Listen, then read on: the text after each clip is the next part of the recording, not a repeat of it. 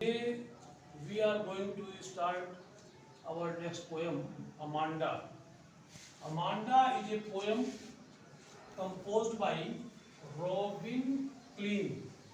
Who has composed? Robin Klein.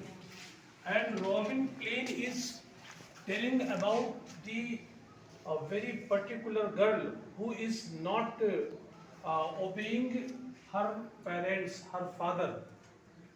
So let's see what she says. The first line of the poem tells, "Don't bite your nails, Amanda. Don't bite your nails, Amanda." Amanda. Robin Klein says that her parents, they are advising her daughter, that is Amanda, that don't bite your nails. She is strictly prohibited not to bite her nails, because most often she is sitting and she is biting her nails with her own mouth, with her own teeth. So at this behavior, her parents, they are क्या करते हैं? Do you understand my language English? Should I speak Hindi also in between? Right? अब उसके parents कहते हैं कि don't bite your nails, Amanda तुम अपनी नेल्स को मत काटो। किससे? दांतों से अपने नेल्स को मत काटो। Don't hunch your shoulders, Amanda. अब अमांडा को ये सब बुरा लगता है क्योंकि वो अपने दांतों से अपने नेल्स को काटती रहती है। उसके पेरेंट्स उसको मना करते हैं। फिर क्या करती है कि अपने शोल्डर्स को ऐसे नीचे ऊपर करती है। उसके पेरेंट्स उसको मना करते हैं और क्या कहते हैं? Don't hunch your shoulders, Amanda. You my daughter, don't give up this habit.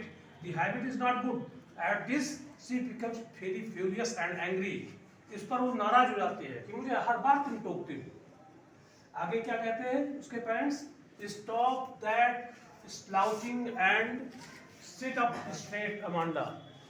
Amanda से कहते हैं कि अमांडा तुम इधर झुक करके बैठती हो, इधर इस करके बैठती हो, सीधे से बैठा करो, सही से बैठो अमांडा। और अमांडा को इन सब चीजों पे whatever the precautions, whatever the restrictions her parents impose upon her, she means all the time becomes furious and angry. She is not a very thoughtful girl. वो समझदार लड़की नहीं है। अगर वो समझदार लड़की होती तो वो सोचती चलो ठीक है, मेरे फादर मेरे भलाई के लिए कह रहे हैं, मुझे राइट डिसीजन बता रहे हैं। But in opposite to it she becomes furious, she becomes angry at the advice given by her parents. अब वो बहुत ही दुखी होती है, बहुत नाराज होती है।